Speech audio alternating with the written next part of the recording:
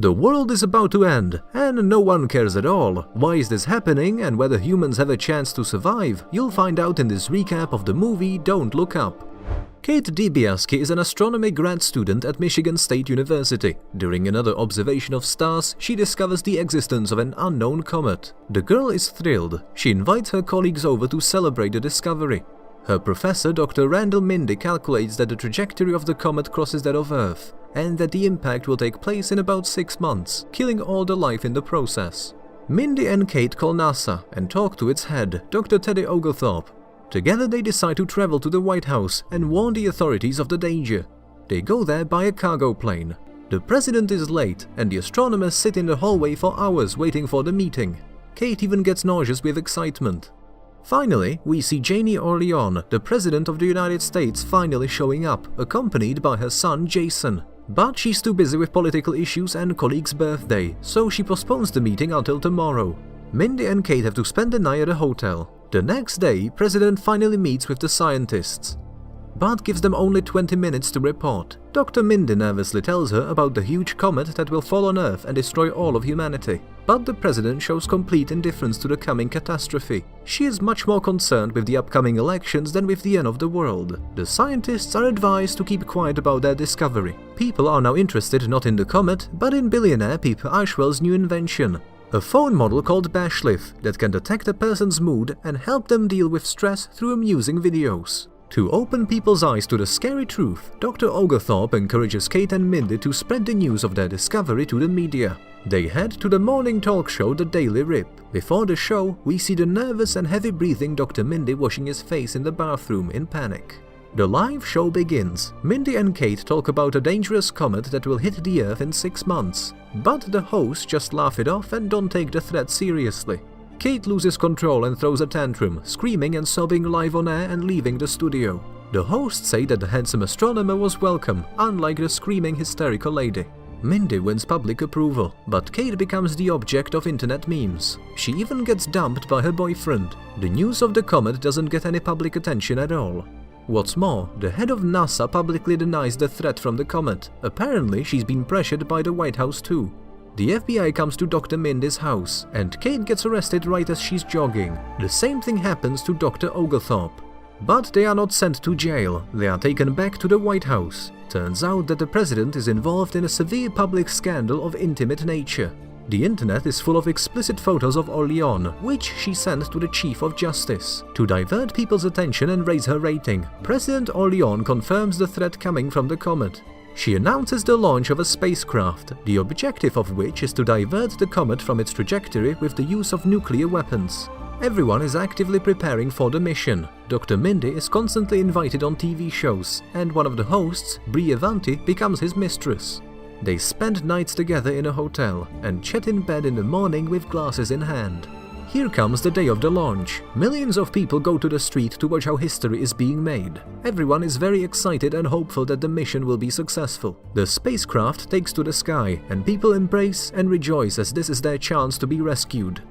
Dr. Mindy even kisses Brie. Suddenly, the room is entered by Peter Eichewell, the owner of Bash Corporation and the major sponsor of Orlean. He demands to speak to the president in private.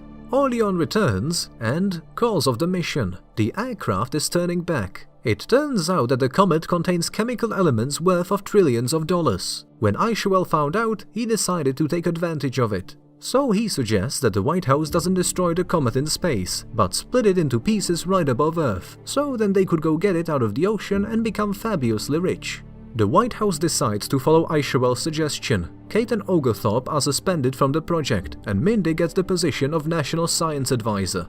Kate tries to explain to the people that the president's new plan is a complete hoax, which leads to riots in the city. The government's people catch the girl, pulling a bag over her head, and take her away to an unknown destination. They use threats to keep her silent.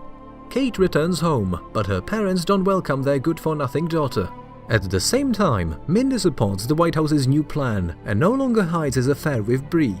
One day, they are caught by his wife June. She's very upset with her husband, throws boxes of pills at him, and walks away with tears in her eyes. Kate gets a job as a cashier in a store. One day, she gets recognized by a couple of guys who record a video with her. The guys pick up alcohol and refuse to pay for it, but the girl doesn't care about that. One of them, a guy named Yule, invites Kate to go out with them. Kate accepts the invitation and tells her new friends that people don't have long to live. The girl passionately kisses Yule. Either way, they have nothing to lose. Dr. Mindy becomes more and more skeptical that Aishawel's technology can shatter the comet into pieces. He's convinced that the new plan will fail. This makes the billionaire enraged, so he begins to insult the scientist, saying that he will die alone. Frustrated Mindy goes live on the TV show The Daily Rip and screams in anger, criticizing the White House's dangerous plan. He assures viewers that Orlean is lying to them. The danger of an approaching comet cannot be underestimated. Of course, Mindy ends up with her bag over his head too, and Bree defiantly breaks up with him.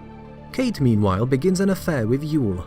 One night, the girl spots in the sky the very comet approaching the Earth. Mindy sees it too. He yells for the people to look up. Everyone is mesmerized watching its flight. Kate calls Mindy, and together they cry with excitement and, at the same time, terror. Mindy, Kate and Oglethorpe initiate a social media campaign called Just Look Up and urge all the countries in the world to intercept the dangerous comet. At the same time, Orlean, on the contrary, is demanding people not to look up. Both the president and the scientists are doing everything they can to convince the people to be on their side. They organize rallies, conferences, and even concerts with participation of world stars. China, India and Russia are trying to carry out a mission to destroy the comet, but their spacecraft explodes when launched at the Baikonur Cosmodrome. Now there is hope only for Aishawel's insane mission. The closer the comet gets to Earth, the more people look up and see it. The cities begin to riot. Everyone is waiting for the rockets to be launched and is very worried. And then, 3, 2, 1, start. At this time, Mindy along with Kate and Yule are shopping at the supermarket. Mindy returns to his wife and asks for her forgiveness for cheating. June lets the unfaithful husband and his friend into the house. He gives her flowers and hugs her with tears in his eyes. Together they prepare for a family dinner, sit down at the table and pour wine into glasses. Aishawel's mission doesn't go as planned. 30 drones fly to the comet but fail one by one. They fail to blow up the comet, so it is still approaching Earth. Aishawel and Orlean say they must urgently go to the bathroom and leave the room. The Bash employees begin to panic. They leave their desks and run home to see their families. Jason is left all alone. His mother has left him. In the meantime, Orlean calls Mindy and tells him that the mission has failed. Now they are going to flee in a spaceship to find a new planet to live on. Only 2,000 wealthy people have a chance to join them, the rest will die. Orlean offers Mindy 2 places on the ship, but he decides to refuse. People run through the streets in hysteria, smashing everything in their path. Some say goodbye to their families, some make love, and some even try to shoot the comet with guns. Bree and colleagues get drunk out of despair and hopelessness. We are shown the final moments of our planet's life. Mindy's family, together with Kate, Yule and Dr. Oglethorpe, have their last dinner of their lives. They pray and thank each other for at least trying to save the world. Their house begins to shake, while they continue holding hands and chatting about the most ordinary things, like pies and coffee. Dr. Mindy says that, come to think of it, they had absolutely everything. These are his last words before the comet arrives. There's an explosion of enormous power.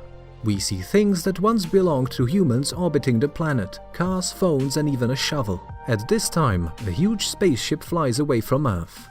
After more than 20,000 years, it lands on a distant planet.